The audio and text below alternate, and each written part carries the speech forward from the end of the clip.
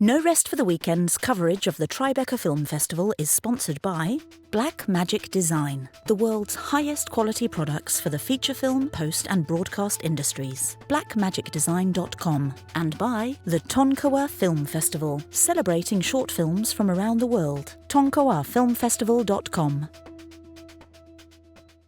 Hey everybody, Aaron McClanahan from No Rest for the Weekend. I'm here talking with the co-directors of the documentary series The Price of Milk. I've got Nicholas Bruckman and Yoni Brook. Thank you guys so much for being here today. Thanks for having us. It's great.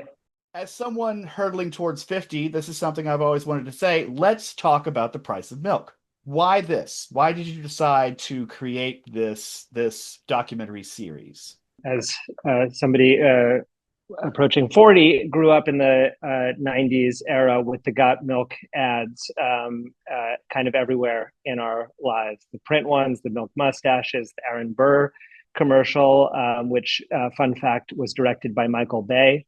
I think some of those commercials were so good, they might have even subtly influenced our filmmaking journeys in ways that I only appreciate now. And always kind of wondered where those ads came from and what they were about. And also always realized that milk evoked really strong reactions from people. It's a topic that I think maybe more than any other food is something almost everybody has a strong feeling about. And in 2021, when we first started on this, an opportunity opened up where a production partner of ours called XTR had a funding opportunity from a plant milk company that wanted to do just anything about milk. And we were like, a movie about milk? Does that make any sense at all? And would anybody ever want to watch something about this? And also haven't a lot of, these kinds of documentaries been made? And we didn't want to make something, drink milk, don't drink milk, nutrition, et cetera. But we did want to know about those ads. And that became our jumping off point. We through our producer, Jen, got in touch with Jeff Godbey and Jeff Manning, who are these legendary ad guys who came up with what I think might be the most memorable phrase in advertising. And as a filmmaker who also dabbles on the ad side, it was a cool opportunity to meet those guys and talk to them. But then we discovered a much deeper, stranger story about how those ads got made, how those ads were funded, and a story that kind of takes you all the way from the farm to the White House. And so we couldn't have quite imagined where it would all unfold from there, but we hopped in and spent 2 years tracking it. Yeah, I also was hooked into this film from the log line that talked about, Jeff Godbey and the Got Milk campaign. And then I sat down and I watched, and we'll get to this later, sorry. And I sat down and I watched it, and I was surprised because originally they said that he might be doing some press for this, and then they said he won't be here. And I'm watching the documentary. He's not a bad guy, but it's not presented as what he did actually benefited the dairy farmers at all. How does he feel about that? Well, I think the really fascinating thing is that he is a legend in advertising, and the ability to take a product as well known as milk and make it something that people cared about, talked about, like he did in the 90s is incredible. That's the reason we're still talking about it 30 years later.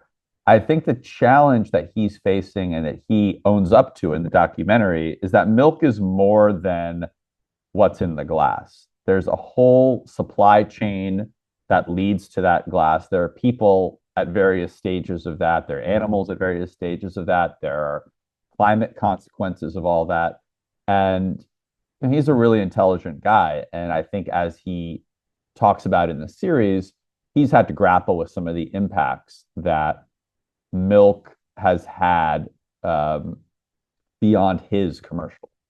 And we wanted to, in the series, both, praise his creativity, but not sort of let him off the hook, to have the opportunity to grapple with that and to actually come face to face with some of the dairy farmers who went to the US Supreme Court to try to stop paying for his ads.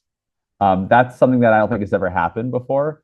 And I think that's something that viewers come away with from an understanding of, oh, there's a lot more to these ads than just slick commercials. There are people's livelihoods at stake in how milk is sold to us, even to today. Yeah, and in answer to your question, Eric, I did get an opportunity to screen it for him a couple weeks back, and he said it was very fair.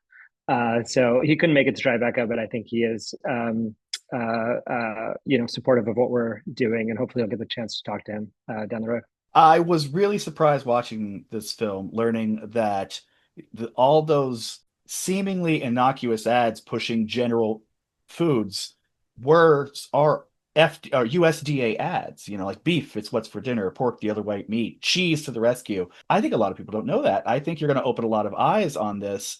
Tell me, do you believe it can have sustainable, actionable change if we empower enough people with this knowledge that maybe this checkoff program can go by the wayside, or people are going to question where their tax dollars are going? I mean, it's certainly our hope. I think a lot of my films have kind of a advocacy and activist bent and are trying to expose broken systems and the people working to change them.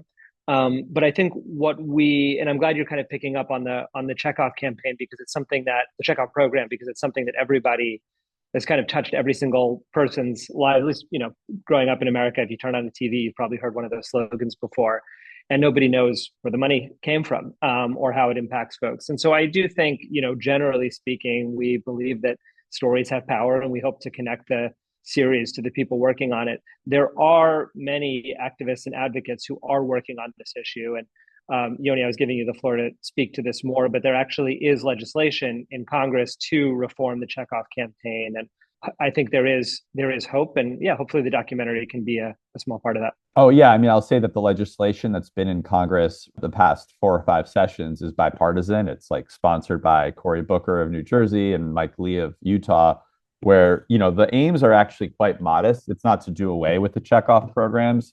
It's just to increase transparency. Like right now, you would have no way of knowing that Mr. Beast is getting hundreds of thousands of dollars from the dairy industry until 4 or 5 years later.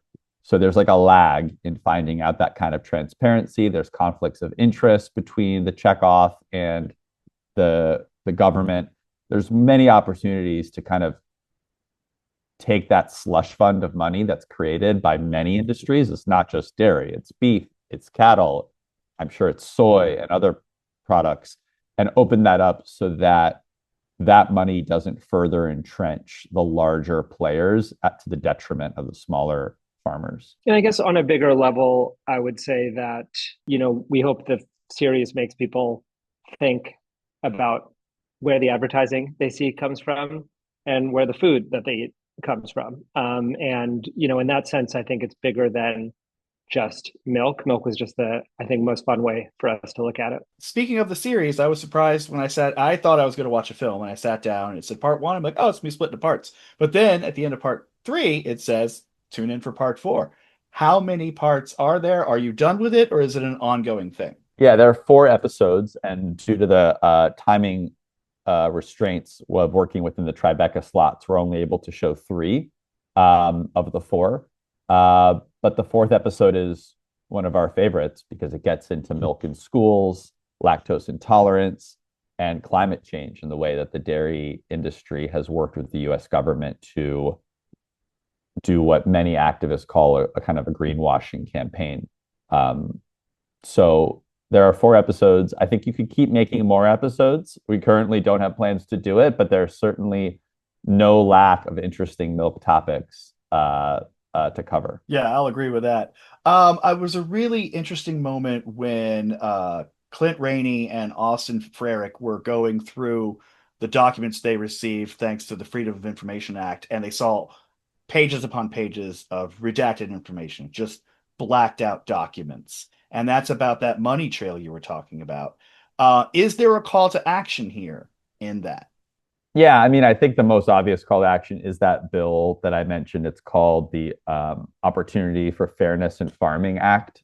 That's like really was introduced like last week in Congress. And And so the call to action is to Google that and go to the Farm Action Fund and see the efforts to make that more transparent so that journalists don't have to spend years and years and years just to get blacked out documents. I mean, we should just know truly how that money is being spent, because that's what farmers want to know, where that money is going. I just want to say what the call to action isn't also, which is not to change what you drink. I mean, certainly consumer choice matters, and we encourage people to get educated and, you know, make good choices for the planet and their pocketbook and, you know, the producers that make it. And that's why we highlight small farmers. But we didn't want to tell people that you can fix this by switching to plant milk. We wanted to show these are systemic issues, and they were some of these protections and things started out as good, but then as more power flowed and more money flowed through the halls of Congress into big ag,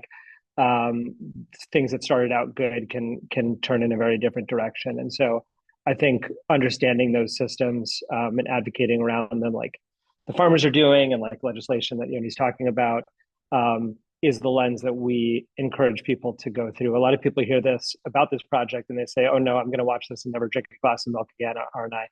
And I think that's not, you know, that I think can be left to other documentaries. This is not about nutrition in that way, and you know, hopefully that makes it more inviting for all audiences, that we didn't want to preach to people about their choices. Now, if I remember correctly, Tribeca is an acquisition festival. Do you already have a home for this series, or are you looking for one through the festival? Yeah, the series is currently in front of all the major streamers, and we hope that we will have a streaming home for it. But right now, we're focusing our effort on more festivals in the future, and also like impact screening. So we'd love to show this at more farm groups and advocacy organizations across the country. Excellent. Well, I think that's all our time. I really appreciate both you guys talking to me today, and I wish you the best of luck at the festival.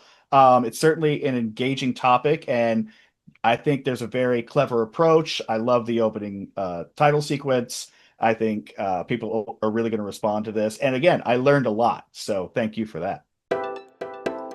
This is the BTRP Media Network.